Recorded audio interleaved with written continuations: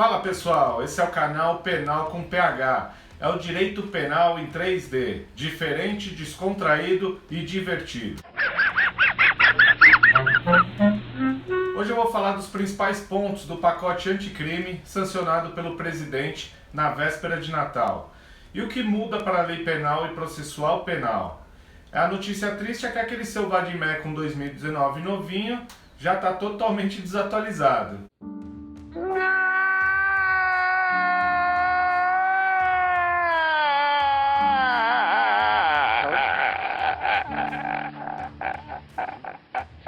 E aí, quer saber mais? Acompanhe comigo e não deixe de curtir o vídeo e seguir o canal.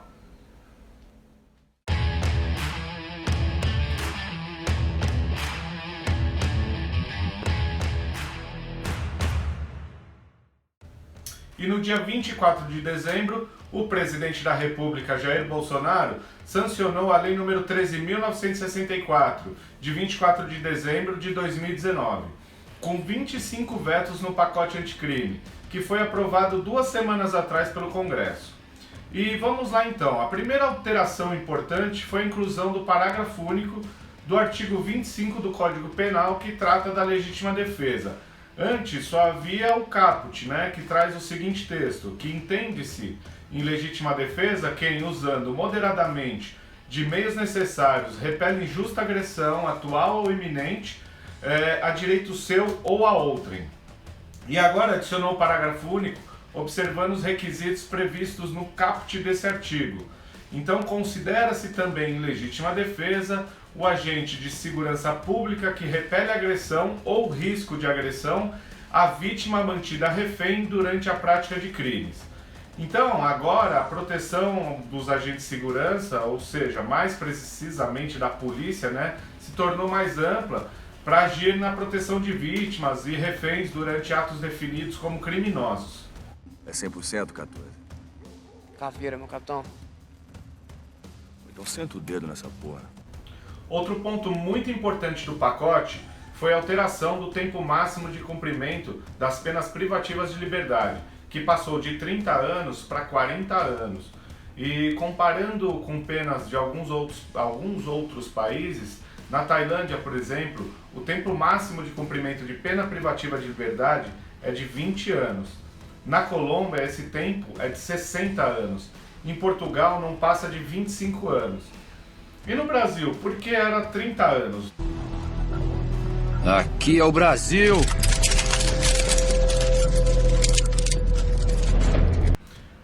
Na década de 40, quando o Código Penal foi publicado, a expectativa de vida era menos de 43 anos. Hoje ela é quase o dobro, beira os 77 anos. E como a lei não foi atualizada, aquele número de 30 anos, em 1941 parecia adequado para o legislador da época.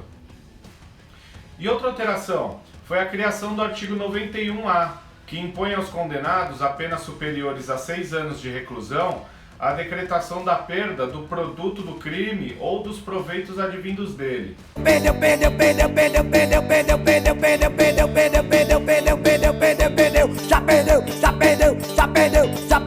Por exemplo, aquele sujeito que rouba carro forte e adquire bens com dinheiro que foi fruto do roubo. Tudo isso já era contemplado pelo artigo 91.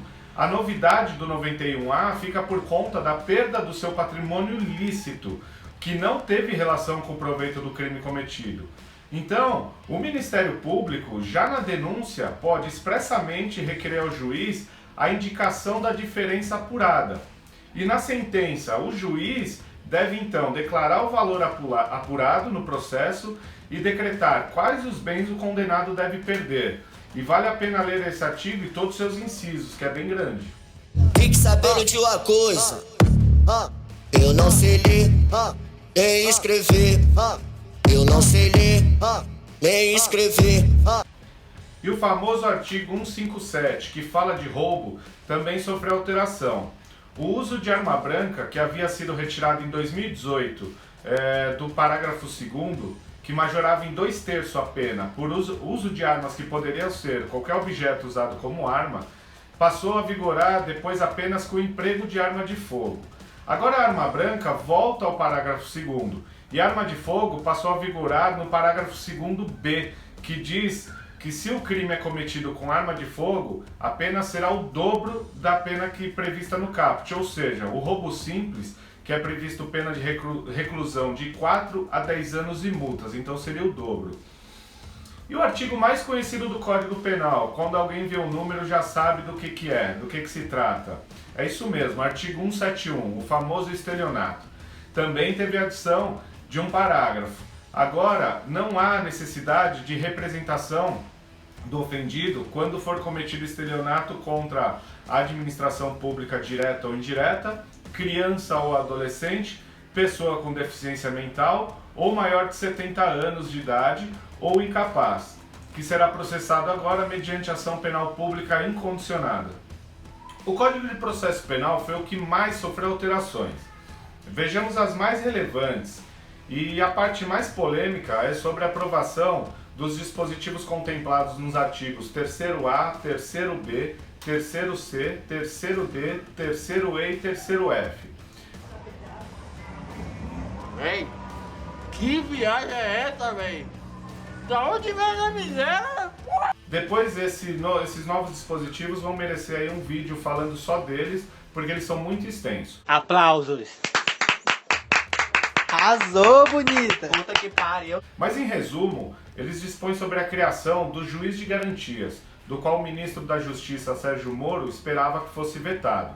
O dispositivo foi incluído pela Câmara e o presidente manteve na hora de sancionar a lei. Esse dispositivo do juiz de garantias cria uma nova função para um magistrado, que vai acompanhar toda a parte inquisitória, ou seja, desde a abertura do inquérito policial até que se vire definitivamente um processo. O juiz de garantia vai fazer o papel do juiz que já era feito, porém dizem que isso impede abusos e também influências políticas nas investigações. O problema agora é que tem que criar essas vagas, né? Contratar mais juízes. E aqui a gente fica a dúvida, será que vai funcionar para todos os crimes? Ou será que só vai funcionar para crimes de colarinho branco?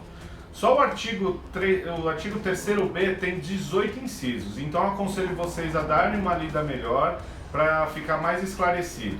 E em breve eu vou fazer um vídeo falando só desse dispositivo novo. Mas o melhor de tudo isso fica por conta então dos concurseiros, que agora o judiciário vai ter que abrir concurso para o preenchimento de vagas de juízes de garantias.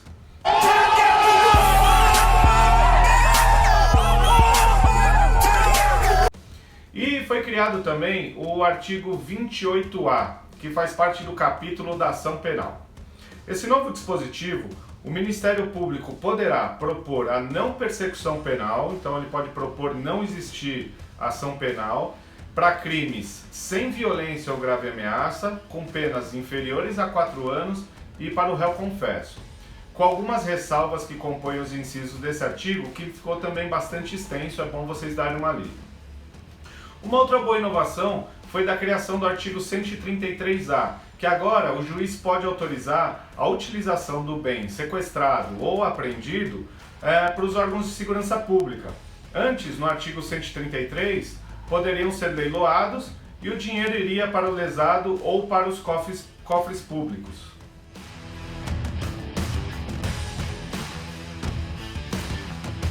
O capítulo 2º também do Código de Processo Penal ganhou titulação nova, que antes era assim, do exame do corpo de delito e das perícias em geral, que agora passa a vigorar com a seguinte redação: do exame de corpo de delito, da cadeia de custódia e das perícias em geral. E teve muitas inovações e alterações desse tema também. Nós vamos ter que tratar isso também num vídeo próprio, porque não dá num vídeo só dar conta de todos esses assuntos. Continuando então, o artigo 282 do Código de Processo Penal, que inclusive foi tema do meu primeiro vídeo há 2 semanas atrás, já sofreu alterações.